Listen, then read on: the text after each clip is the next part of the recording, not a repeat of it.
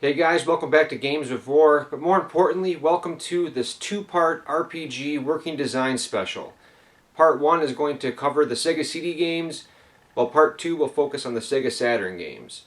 Now these are some of my favorite role-playing games released on any platforms, any generation, so I hope you enjoy this trip down memory lane, and let's remember and take a look at how great these games truly are.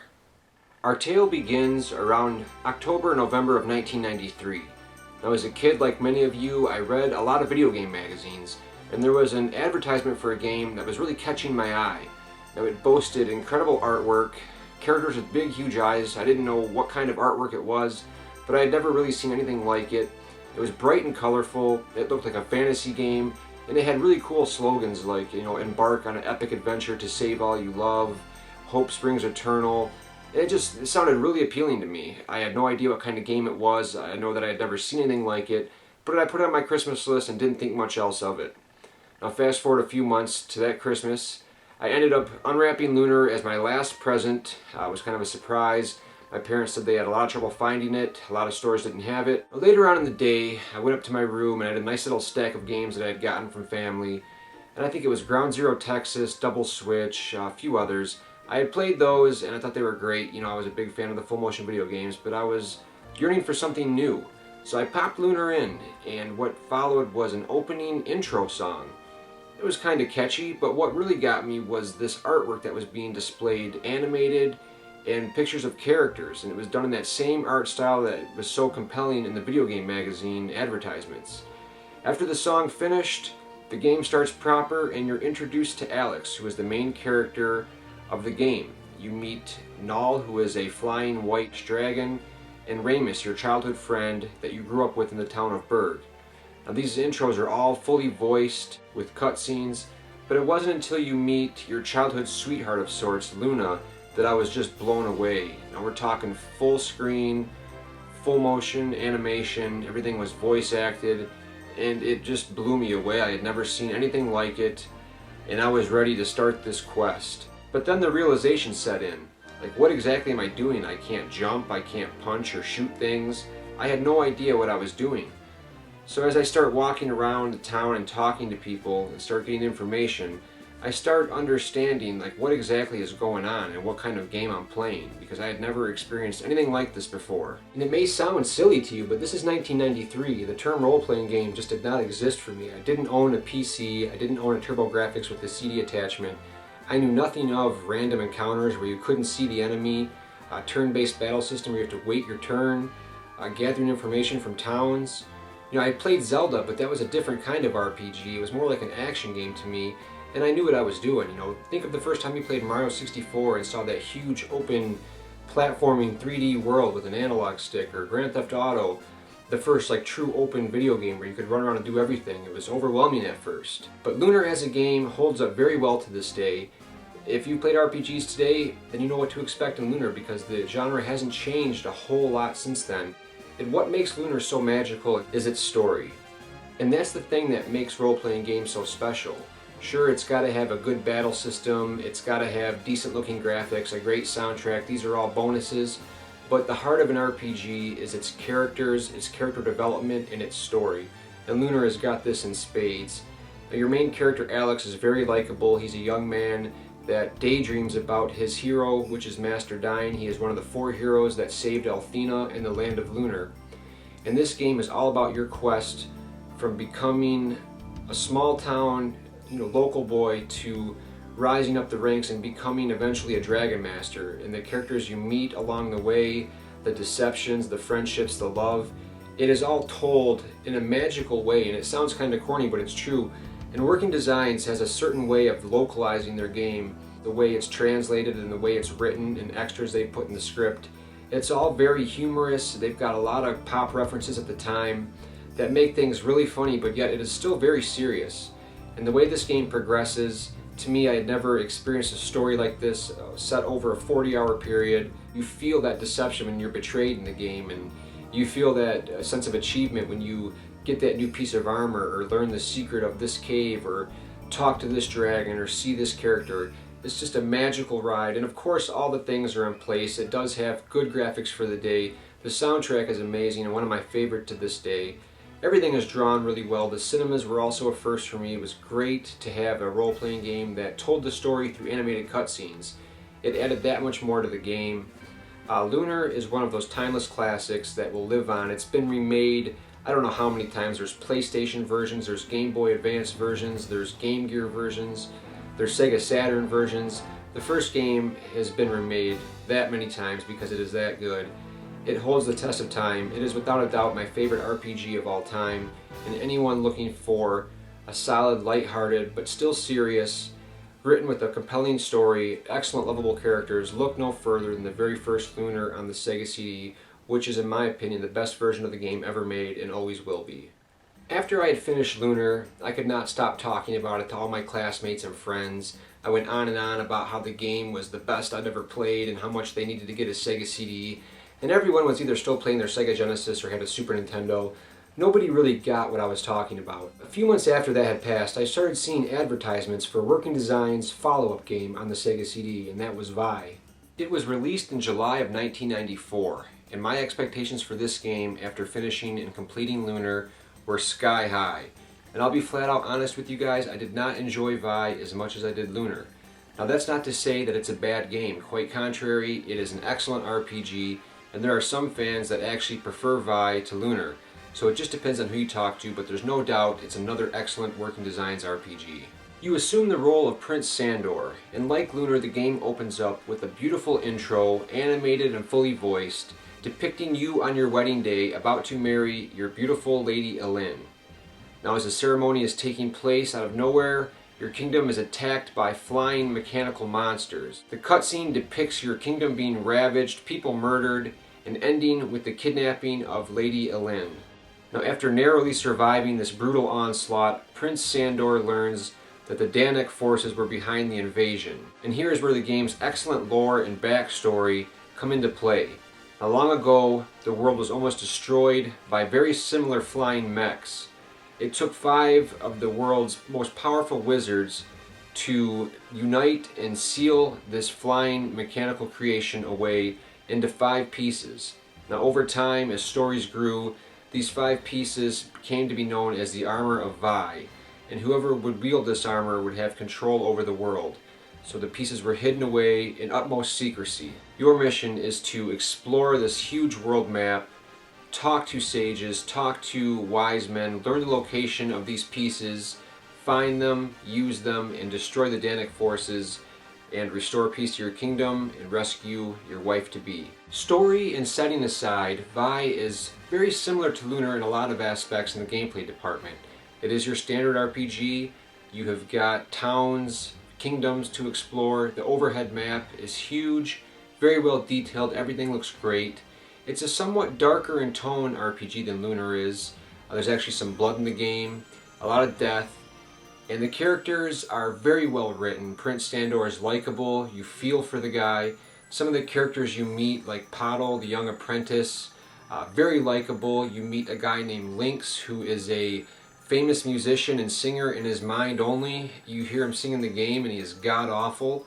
So there's a lot of comedy bits revolving that guy. There is PJ, who is a young magician that actually has a crush on Sandor. So there's a lot going back and forth there. Overall, it's just very well written. Like most Working Designs games, there's something about the way these guys write and translate the dialogue that is just so endearing. It makes conversations flow very naturally. They're fun to listen to, and it makes you get attached to these characters in the game, and that is the most important part of any RPG, is falling in love with the setting and characters as you play, watching them go from inexperienced characters to fully developed, fully fleshed out characters around the 40-hour mark, and you've invested so much time and effort into this fantasy world that you feel a part of it. And that is what Vi does. It takes a sad and tragic opening, you go on a ride, learn more about this world, learn more about this mysterious armor, and much like Alex becoming a Dragon Master, Prince Sandor is finding this mysterious armor that you hear so much about, and it's built up over the course of the game, to finally finding this armor and using it. It is just one hell of an accomplishment and totally makes the game worth it. Vi is another excellent RPG from Working Designs, and it is another highly recommended game for RPG fans, especially on the Sega CD. Now the game comes packaged with a real nice embossed cover, and And there's also a nice free world map included, which is a nice little extra along with the game. Now I know it was ported to the iPad. I'm not sure how that version stacks up, but the original is an excellent game. Now the next game to be released by Working Designs on the Sega CD in 1995, early 1995, was Popful Mail. And I had seen advertisements in the magazines for this. Once again, very colorful advertisements, great artwork. And I wasn't too sure about this game. I hadn't played very many games, if any, with a female lead. And this game had much more of a, I don't want to say kiddie style look to it. Not necessarily kiddie, but more girly. I mean, there's a lot of pinks, light blues, and the female lead. You know, being a 14-year-old teenager back in '95 and listening to metal and having, you know, judgmental friends, kids are judgmental. I didn't want to show them I was playing stuff like this. You know, they just wouldn't get it. But it just had a different look than the previous games. And upon doing some more research, I found out that it wasn't really an RPG at all, but an action game with some pretty strong RPG elements. So how did this game turn out, and does it fit in with the Working Designs games? Let's find out. Popful Mail was jointly developed by Sega and Falcom, makers of the Ys games. And this is actually ported from one of the old NEC systems, looking much better here on the Sega CD. It opens up, like the previous Working Designs games, with a very impressive animated intro. However, this one is much longer, it features a lot more animation, and it's just a lot more impressive visually. I mean, they're really learning how to use the Sega CD and make some really beautiful animation. It almost looks like a Saturday morning cartoon. Popful Mail is a down-on-her-luck bounty hunter. As the opening states, you're in the woods fighting a criminal named Nuts Cracker, who is a member of the Gingerbread Grifter Gang. No, I'm not making this stuff up. These are the names of the villains. Pretty humorous, and it kind of fits with the overall theme of the game, which is a lot of humor in this. It's pretty funny stuff. These characters say some funny stuff, and Mail has got some super exaggerated facial expressions. She is about to defeat Nuts Cracker. He somehow gets away, and she is left without any bounty to claim. Now, down on her luck once again, she returns to town and finds that there is a reward of $2 million being offered for a criminal wizard named Muttonhead. When the actual game begins, you find yourself on an overhead map with different areas being able to go via like a point-and-click style. Once you enter the area, the game goes into its 2D side-scrolling gameplay. You'll notice right away there's some awesome parallax scrolling going on in the backgrounds. Everything is bright and colorful. Everything animates beautifully. It's a great-looking game. Much improved from the earlier ports on the NEC systems. Mail herself controls very well. Jumping is all spot on. Attacking is great. The collision detection is flawless. This is important stuff when you're playing a platformer. You need precision jumping. You need your sword hits to register properly. So the gameplay is handled beautifully. The voice acting really works well when you start meeting new characters like Tat and Gaw, who eventually join your party, and you're able to switch from these characters freely at will. Now, Mail herself wields a sword. You're also able to get different weapons like a staff, boomerang, all of which can be switched on the fly for a nice change in gameplay. There's a lot of variety going on with different characters to use for different situations, different weapons. And make no mistake, Popful Mail is downright challenging. Probably one of the hardest 2D side-scrolling games I've played on the Sega CD. It's kind of funny when you look at the game. It's kind of fantasy-based. It looks like it's really colorful, cheerful. Characters have a lot of funny things to say, but it tries to fool you with all this stuff because the game is that difficult. There are shops you can go to and upgrade weapons, purchase new items, healing items, and you're going to need every little bit of this because the bosses are devilishly challenging, requiring strategy, learning some patterns.